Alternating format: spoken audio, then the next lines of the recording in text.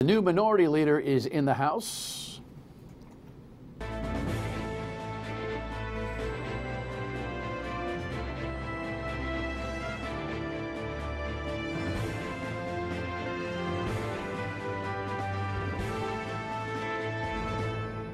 The Dan York State of Mind program is brought to you in part by Lookout Rhode Island and Taco Comfort Solutions. So we'd like, as the new year starts, to check in on our General Assembly and see what's happening there, to see if there's anything fresh or new that we need to pay attention to. And of course, there's always something fresh and new to pay attention to. Right now, we got a little bit of a rules reform spit up going on, and it's I wouldn't say it's fascinating. I will tell you, though, that John Marion from Common Cause last night outdid himself. If you didn't see the show, check foxprovidence.com. You can see all the shows, if you missed them, online. And so many of you do, which is terrific.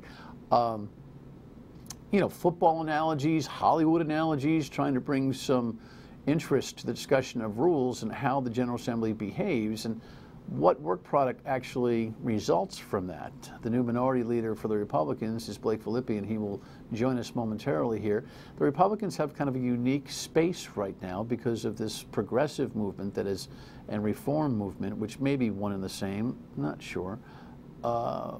They've kind of branded themselves. And so there's, I don't know, now at least 3 identifiable groups, you know, conservative, classic Democrats, progressive Democrats, and the old Republicans still trying to scratch away.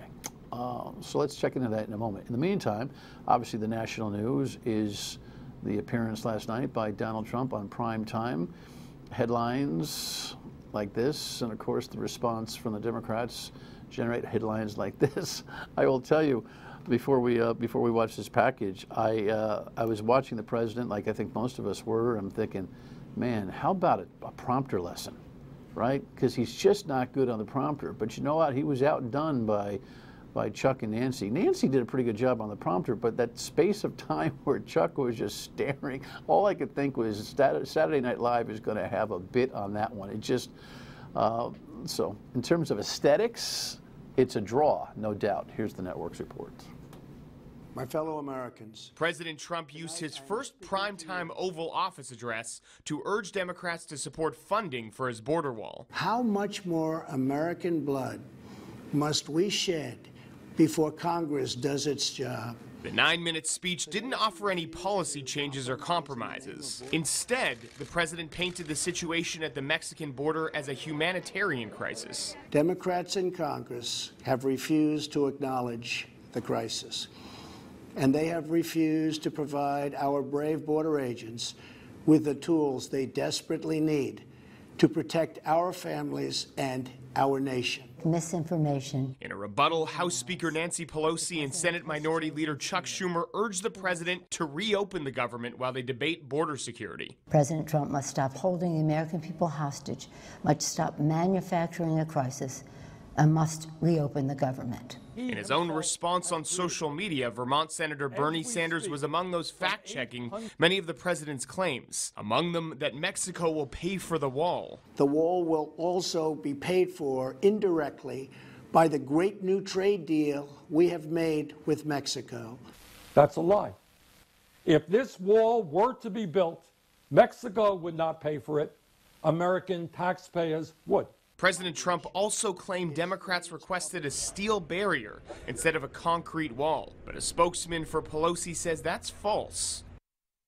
Yeah, they didn't request it. They acquiesced to the concept more so than the concrete, even though the steel reportedly is as much as 3 times the expense of the concrete. By the way, as I've been telling you here and on the radio day in, day out, those of you who are looking at a near 2,000-mile wall ain't getting it. This particular proposal that the White House is looking at right now provides less than 300 miles of new wall. Key spots, but I just still think that there's kind of a myth and legend to this debate that is hard to get our hands around. In the meantime, is it worth a shutdown? They're working on it. Now, maybe something happened by the time you saw this broadcast tonight. I'm guessing not. In the meantime, this is all covering in news cycles this. Keep your eye on the Mueller investigation. This is important stuff. This shows you that the active campaign with Manafort at the head was dealing with Russia on campaign strategy. This is a brand new piece of information that the president certainly doesn't want to be talking about. And by the way, we hear today that Rod Rosenstein, the Deputy Attorney General, is out in 2 weeks, as Mr. Barr, the new Attorney General, is about to be confirmed. So that's fluid running underneath the shutdown and wall debate. And the president, I think, likes it that way. All right, let's come home and discuss what's on our agenda here. There was a Rules Committee hearing at the legislature yesterday, preceded by a little bit of a rally from the reformers, as they like to call themselves. We need to shake up the way things are being done here. The system is broken. We have to sit around for weeks and months and years sometimes to have our bills even given an opportunity. Interesting, right? But the Speaker of the House has his own ideas on how this reform is going to go, if really at all. And of course, we continue to play this particular thought that he has about the rationale for the way things work. We will make sure that our rules are fair,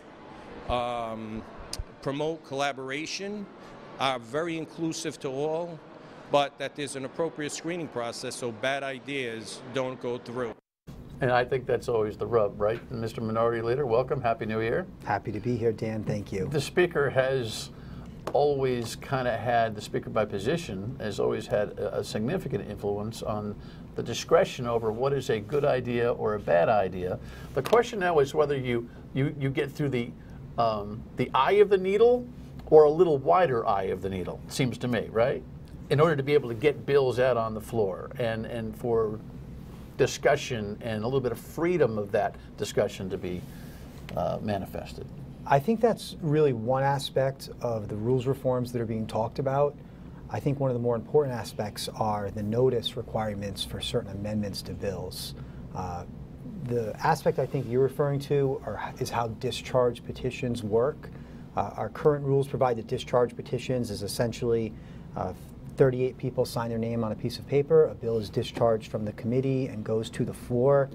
We currently have that in our rules. How often is that used? In the 5 years I've been up there, it hasn't been used once. Bingo. Because nobody has the, gumption to put their name on the petition if the Speaker doesn't want it on the floor. Maybe that's some of that. Maybe some of the reformers have played the inside game for years and haven't wanted to take on the Speaker. So I don't know that necessarily the discharge petition is broken. I think that now you have people on the outside who see their way to advance policy outside of going through the Speaker. Maybe they see the discharge petition as their modality and they want to make it easier. Do I agree with the reform? Yes, I do agree with the reform. There's other, I think, more important reforms that are being talked about, and I think the most important reform that's being talked about are notice requirements for sub-As, and sub-As are essentially amended bills. And in practice, sometimes committee members will show up to committee and there'll be a new bill hot off the press, which is called a sub-A, and there's substantive changes from the original bill that we had committee hearings on and which the committee members were aware of, and the committee members are expected to vote on that bill, even though, frankly, they haven't had a chance to really digest it, and the public hasn't had a chance to digest it. Yeah, so this feels, I can feel the eyes rolling into the back of your head, but don't let that happen to you, because this minutia is how the sausage is made and how things happen here and how bills are passed.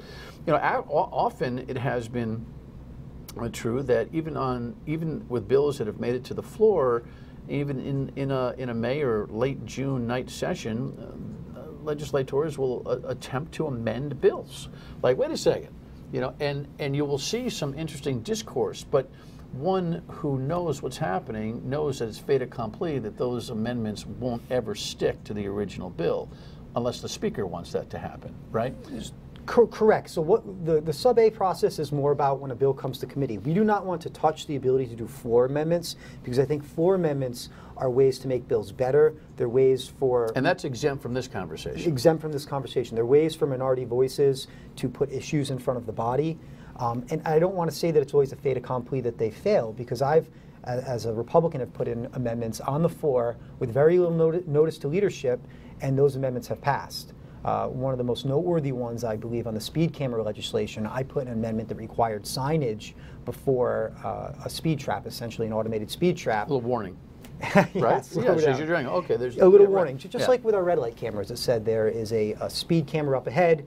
The speaker listened to the arguments, and to his credit, he sat down with his legal counsel for about a couple minutes and said, you know what, let's mirror the notice requirements of the red light cameras, and they accepted my amendment.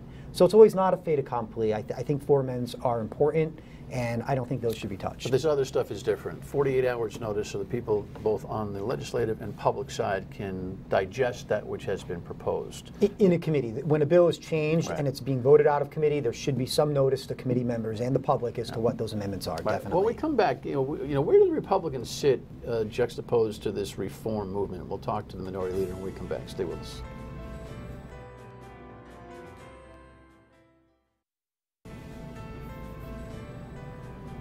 So we have this reform movement, Democrats, progressives as they're known.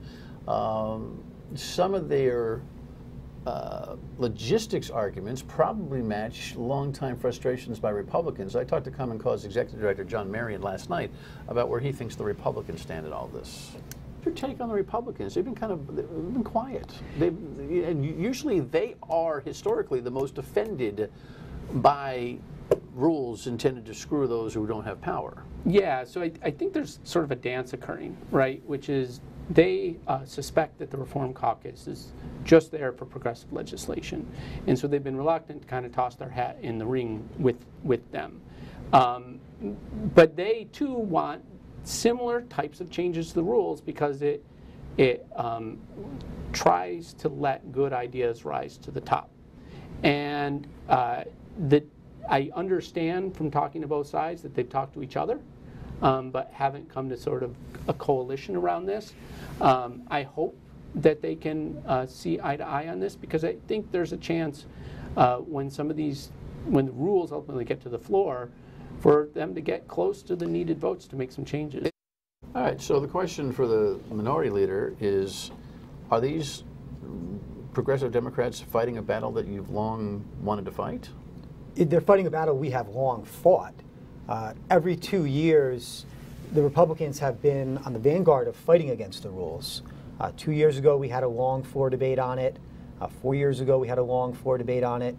Many of my progressive friends and people in the Reform Caucus voted for these rules, the very rules they're opposed to now, 2 years ago. And we're happy to have them on the side of reform. The Republicans have been the reformers on this issue since before it was cool to do so. And well, what's interesting is that you've got, again, a sausage-making process that is really important to outcomes. But the content that rolls through the piping here, you know, the networking of how ideas and bills travel are going to be very different.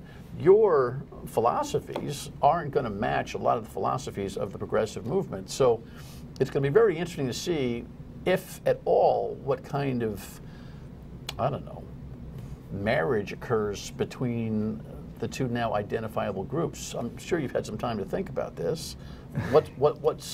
Is there anything going on there? Is there any speaker opposition inertia that we're going to be looking at, where the enemy of my enemy is my friend, that kind of a thing? So there's a lot there I want to unpack. So I think you always have to distinguish between substance and procedure. Yes. I think procedure we agree with. I think in many respects we're on the same page with procedure. That's the rules issue that's going on now. Substance is a different issue. There's many things I disagree with my progressive friends on. There's things that I agree with them on. Like? Privacy issues, internet privacy, electronic privacy, the requirement that police get warrants before they invade our private lives. I think these are things that libertarians and Republicans and progressives see eye to eye on. There's many proposals that come before the General Assembly where we are co-sponsors on bills to protect our privacy, to protect due process, to protect our Fourth and Fifth Amendment rights. It's economic issues where I think we diverge. And the Republicans have taken a position and always have taken a position that we will work with anyone to do what's in the best interests of the state of Rhode Island, whether that be the conservatives or the progressives. Well, I think you unpacked that really well. Do you find that there will be opportunity with the speaker to to get a little bit more from the Speaker because he's fighting on both flanks now? I mean, when it comes to economics, you probably line up much more closely with the Speaker than ever before. I think we do line up with the Speaker, and of course there's things that we don't agree with him on economics. I think we're concerned about the corporate welfare state we're establishing, but in terms of lowering taxes, I think Republicans and the Speaker are on the same page. So where we align with the Speaker, we will work with him and we'll support proposals. And where we disagree with the Speaker, we will oppose him and oppose those proposals. And same with the progressives. Define corporate welfare. I think that many of the incentive programs in our state reward individual companies. And I don't think that the government should be handing out the people's money. I think that that money is much better spent by taxpayers, and that creates a much more robust economic development and organic economic development. Well, and it sounds like you may disagree. No, I don't. Are you kidding me? Good. Do you pay attention ever to anything I've been saying for the last, I guess you don't. You better start. Well, you were a big Paw Sox fan, Dan. I was, yes. Yes. That was a one-off. I understand. If people understood that we were already in a public-private partnership with the Paw Sox, and this was a continuation of such, you wouldn't have had near the neuroses from politicians about how the people were going to revolt about that. And by the way, it had no stake in the Speaker's race. That's fake. That's fake polling politics that he raised there. It was just, and he blew it. And I think you guys laid down and didn't pay enough attention to it, and we're going to suffer for that. And the malaise that Post 38 Studios, cancer has created was manifested, I think, in that particular item. However, I've been on the corporate welfare thing for a long time. I call it picking winners and losers. I call that Gina Raimondo's, you got to give her credit. She said she would, and she is. Picking winners and losers with their economic development plans. And so she can highlight, hey, I gave this company, I gave them money, they gave us jobs. Okay. Look at all these jobs. But how about the fertile ground that we need to create systemically all across the state that would do that in a much more organic fashion? I think that's what you're talking Agreed. about. Any economist worth his or her salt knows that you just don't look at the direct effect of your policies. You have to zoom the camera back and holistically look at what your economic policies are doing to your state, how they are affecting everybody. And I think what we're seeing in this state, we're seeing an outmigration of capital, we're seeing an outmigration of our educated young workforce, and that is highly problematic.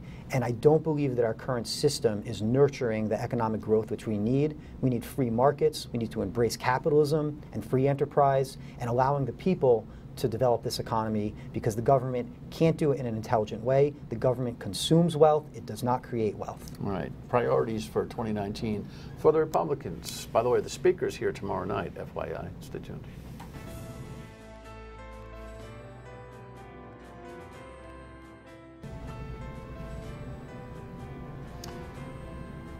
Blake Filippi is the minority leader now. By the way, is that give you a little skip in your step now that you're running running the group in the phone booth, as I've always affectionately called you guys?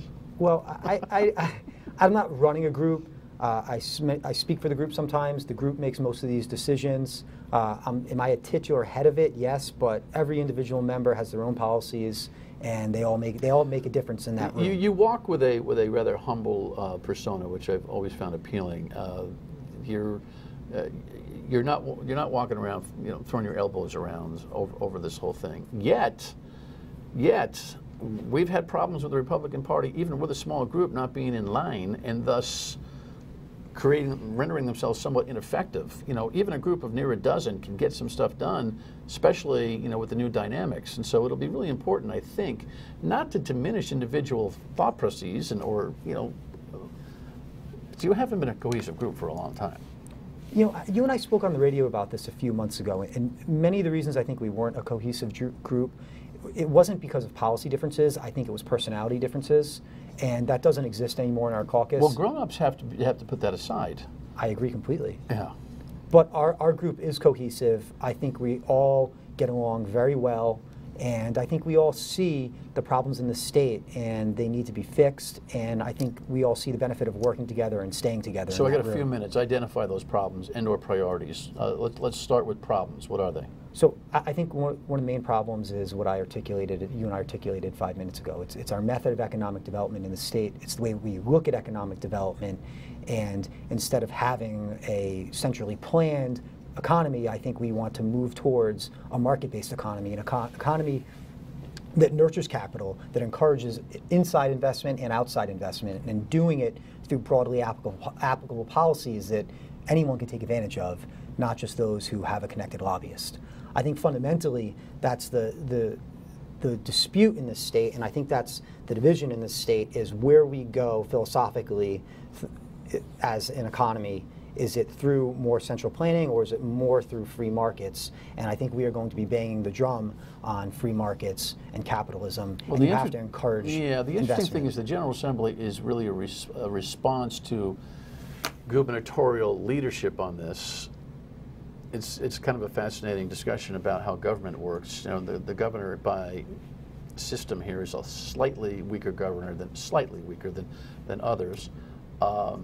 She says, hey, I want to do business this way, and you guys say no.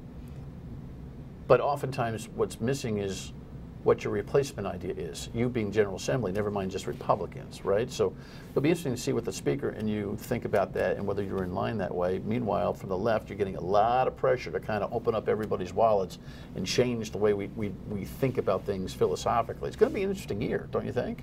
I think it is going to be an interesting year. The problem with my friends on the left is all their programs, you have to pay for it. And today it's very easy for people to move their capital out of the state. If I want to open up a business in Texas, move it from Rhode Island, I could do it in a weekend. I have the same bank in Texas that I have here. You have to nurture capital. You have to make it more appealable to invest here. You cannot scare away the job producers. So does this conversation meld right to the priority? I mean, so the problem identified is the priority for you this year? In a way, yes. I think we have to look at all the ways that we inhibit capital from being invested in the state, whether that's outside capital or inside capital. We need to look at our tax structure and our regulatory structure.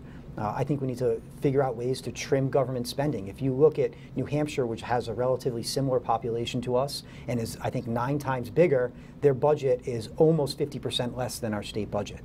We spend a lot of money in this state, and we have to remember... We have a much more urban texture than New Hampshire does. Yeah, they've got a lot more roads than we do.